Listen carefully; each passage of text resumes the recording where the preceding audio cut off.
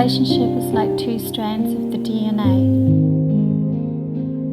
As DNA is the essence of love in physical form, the unity of two become one out of an openness and longing to create as one. Eventually, the form of these pure and balanced unities create the flower of life as itself, and with that, the ability to manifest worlds.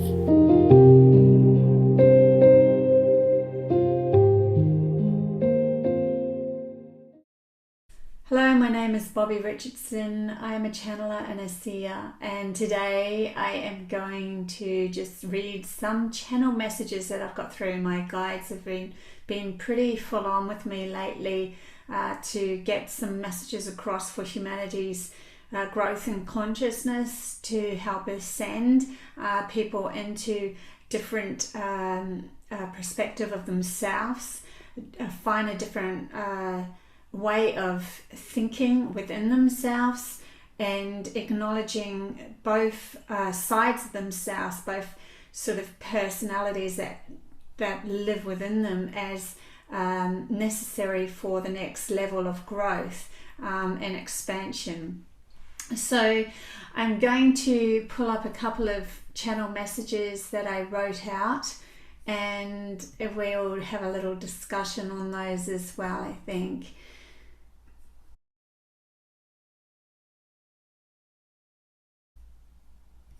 Okay, so they were wanting to discuss how we allow others to manipulate us. And this was coming through to help guide you so that you can find a loophole in your own perspective of, instead of judging somebody for what they're doing to you, but find a loophole within yourself of how to stop this before it even takes place, and see it coming at you and why it's coming at you from your own core perspective of what you're expecting the outside world to, how to relate to you. Because the outside world and the people in it, everything and everyone in it is literally treating you the way that you are treating yourself, really. So when you come through with honor and respect of yourself and you speak from that, there's a certain vibration that happens with your voice and who you are, and people can pick up on those subtlenesses. We don't actually realize how much we're actually picking up on energy, because humanity has the ability to be telepathic. We always have. And so we can pick up on energy and subtle nuances to have a better understanding of each other. And we react from that, even if it is done subconsciously, like we don't realize we're doing it, but we sort of have a sense. And that's why certain people will irk you and certain people won't, or someone could irk you one week and then the next week you're feeling fine with them. It's because they've shifted, not because you've shifted. So let's read what they've said. Manipulation happens when one is looking for answers outside themselves and therefore giving their power away. Their ego is an easy target because the ego is always looking to be better than another. This fact makes it an easy target for others who see your ego and inflate it until all you desire is to keep that inflated infatuation of self to stay safe. But this is the point where you've literally given your power away to those who are trying to manipulate you, because an infatuated ego is an illusion and it has no support other than what you feel others think of you in that moment. Where if your support comes from within yourself, there is no other that can take that power away from you. So it really doesn't even matter what anyone else does.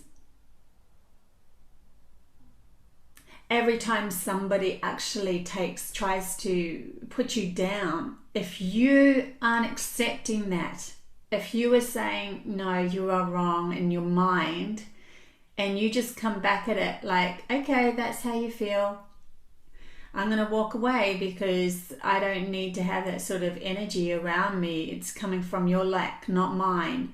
Then they will automatically feel, oh, I have to look at myself. And in actual fact, your energy staying and supporting yourself and staying in a higher vibration and not backing down actually makes them look at themselves and why they even said that in the first place, because they are a reflection of themselves at that point, trying to project it onto you.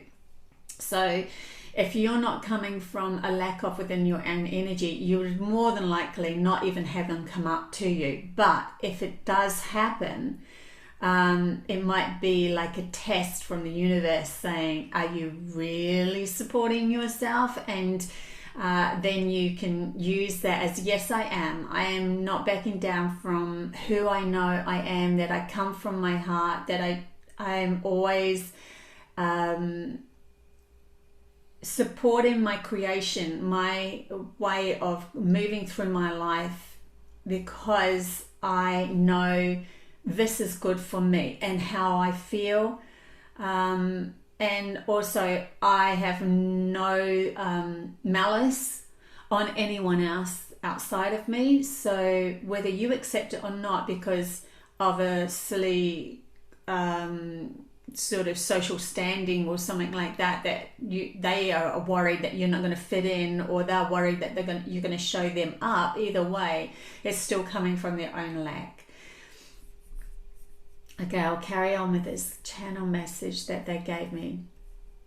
In higher frequencies, we are all in the understanding that all are creating their own existence, and therefore those that are in our reality would have similar goals automatically, supporting each other through one's support of self, till we all succeed in the endeavour set out by the individual coming together with others of similar goal sets, creating a supportive collective.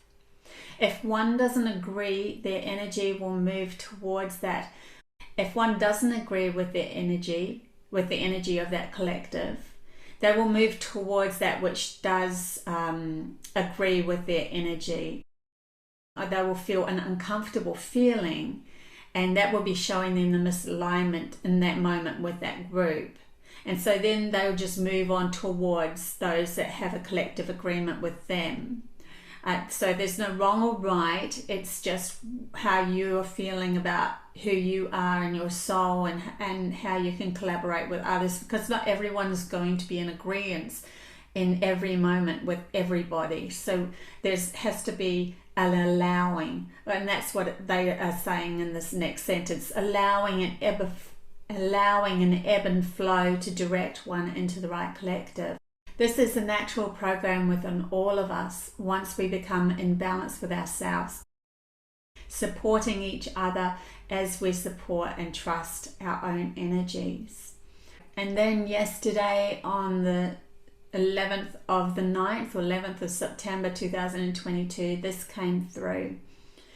In the end, when you pass from this body and move out of the logical program holding you here, you will realize that it never mattered how others remembered you, because that is only a mere reflection and projection of how they felt about themselves. Now, the reason why they're bringing this up is because most of us live in a reality where we're affected by how other people feel about us. And so when we're always condemning ourselves to a limited creative growth instead of just being ourselves, because we're in fear of how are we going to be remembered, how is that person going to remember me, and it limits our creative juices in this reality to be authentically true to ourselves, because we're trying so hard to fit into a social standing of how other people feel about us. Now, this is the reason why it doesn't matter. The truth goes way deeper, because the real reflection of all is only love. And that cannot be found until you have found it unapologetically within yourself. Therefore, anything less is only a projection of your own lack, seeking confirmation to stay in denial of that love within yourself. So when you finally pass over, your feeling of yourself will either limit your expansion if you are worried about what other people think. If you're worried about what other people think, it will limit your expansion of your soul. Or through self-acceptance and love, it can give you unlimited wisdom and connection to all that you see as that love.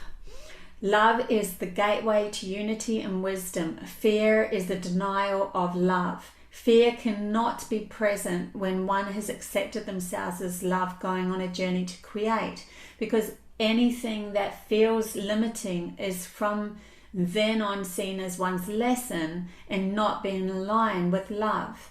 And this can easily be let go of through centering oneself as loving the lesson that you are out of alignment with, which automatically brings you back into alignment through that love. There is no pointing the finger and judging outside oneself, because all only exists in your reality to either gift you the reflection of love you have for yourself or denial of that. So they're really trying to help us recognize where we've given away our power through social conditioning that we have to be in alignment with everybody else in our reality, and not step outside that conditioned box because we're concerned about how everyone else feels about us. But when we take that away and we realize that when we die, it doesn't even matter. It only matters of how you feel about yourself that matters, because that's who you're judging in the end. It comes back to you when you've left this program of seeing and judging yourself. Was I supporting who I am?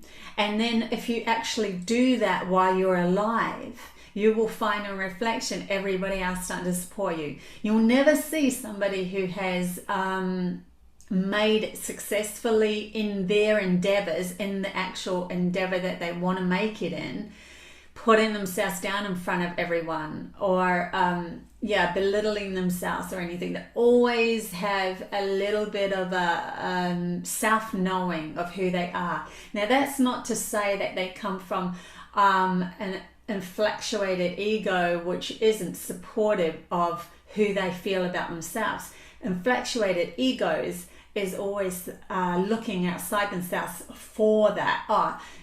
I'm good, aren't I? And then waiting for someone else to respond. And when they don't get that response, then they get angry or annoyed or frustrated. And so it's coming from the wrong place. But when it comes from love of self, no one can put that down anymore. No one can shut you out. They're really wanting us to step a level up out of that limiting program and gift ourselves the opportunities, more opportunities to be authentically in line with our happiness, what makes us happy, what's going to drive us, no matter what that looks like. Whether you want to be a famous skateboarder or someone who just enjoys being in the garden and doesn't need to have any sort of fame game whatsoever. It doesn't make any difference. Just being authentically true to what makes you happy. Yeah, so what we're actually doing is denying ourselves something that we really want to create. So let's take the reins and have a better understanding for what we really want to go for, and then we use our focus, our masculine energy to say that's what I'm doing, and thank you, universe, for giving it to me, because I know where I'm going and there's no one's going to stop me now, because I'm not going to stop me. So my whole life is driven towards making that the my reality, creating that into my reality and folding it in, and then trust the game, how it flows, and the people that you meet will be supportive of that, because they can see your passion, your desire, your hard work, that you're willing to not give up, that you know who you are, that you have you're happy doing what you love doing. Imagine if everybody in this world was literally in the job that they love doing, instead of just taking a job because they're scared that they're not going to get the money. Wouldn't it be a much happier place to live in? So we're already shifting our reality into a much happier place because we're taking the job that we really want to do, that's making us happy. Not everybody wants to be famous. Some of us do actually. I actually don't care if I am or not. I've had a famous experience when I won B105 competition, and I sung my original on Channel 7 in Queensland. And when I won that competition, Brisbane voted me the winner. I won, limo driven around. I was singing in front of Broncos game and Queen Street Mall, and having autographs, and I was put up a Marriott hotel, silver service. It was pretty amazing experience. But there was also this whole somebody else had the reins to my reality, and I was like, don't like that part of it. So, I had to sign on the dotted line every day to say to the radio station that I would never sue them for what they were going to do, or how they were going to promote me and stuff. So there was this tainted experience. That experience in itself was something that's made me feel very happy with just gardening in my backyard. It makes me feel happy to be doing this, and just being me. And the experience made me realize, crowds and that, I could speak in front of millions. It wouldn't worry me at all, whether it's one or a million. I've been in many bands anyway, over in New Zealand. So that's gifted me that I have no fear of public speaking. But I actually am quite happy not to be famous, but if that's how I'm going to get my messages through, if that's what I need to do to get my messages through, absolutely I will do that. Yeah, 100%. I'm right there, and I know that this is what I'm supposed to do. This is my soul's calling. This is what makes me really happy. I'm happy in myself. My family is much happier with everything. Everything seems to be showing up, gifting me exactly what I need in this moment, which is beautiful. I'm just thrilled with how everything's turning out. So the team is really wanting to bring that through, and how interesting is that? They really want us to change our story, and you can't change your story by looking outside yourself and asking everyone else to change. You can only change your story by changing who you are, how you feel about yourself, and then going forward and creating a new path and carving that out with something that's aligned with your own happiness and your imagination, and where you can take that. So exciting times ahead for us, guys. The energies are really very, how would I call it, is vibrating quite fast, until we take back that power. We'll just snap into a higher frequency, and we'll realize that we are actually in control with our own reins, creating our own reality. And we make that happen by choices, by our own choices, and by accepting certain things in our reality and other things not. Like you could be walking down the street, and then if you were in a frame of mind that everything's going to come unstuck and everything's going to be bad, you'll literally turn the corner that has somebody that's going to hold you at knife point and rob you, because that is your energy magnetizing towards somebody else that's ready to be the perpetrator for the victim that you've created within yourself. But if you say to yourself that you're going to stand up, you're going to live the life that you really want to live, and you support it 100%, and you love what you're doing, and you're living specifically in the moment, you will get a feeling of, oh, I don't want to go down there, that doesn't feel good. My energy's taking me around the corner to another path, and you miss that opportunity of that person being the perpetrator to you, because it's not aligning to a victim. And you're not a victim, so you will not align with that perpetrator. You will align with more people that are supporting themselves and wanting to support you. And that's how the universe works. This is how we are taking the reins back and creating our own reality. No longer listening to a story that puts us down and makes us feel small anymore. That is not happening. So this is a whole new ball game, whole new opportunity for humanity to express and become something more than what they are, have been told they are. Limitations, there are none when it comes to what we want to create in this world. Work on what you want passionately. You will see now that the energies have shifted. And the shift is that it's going to support those that are supporting themselves. Where if you tried this a few years ago, it possibly wouldn't have worked, just purely because the energies were supporting the masculine being in charge. Yeah. So love yourself unconditionally. Isn't that cool that that's right there? And everything is going to turn out exactly right for you. And then you won't see massive shifts outside of yourself as well. So I hope that this has helped. Until next time, bye.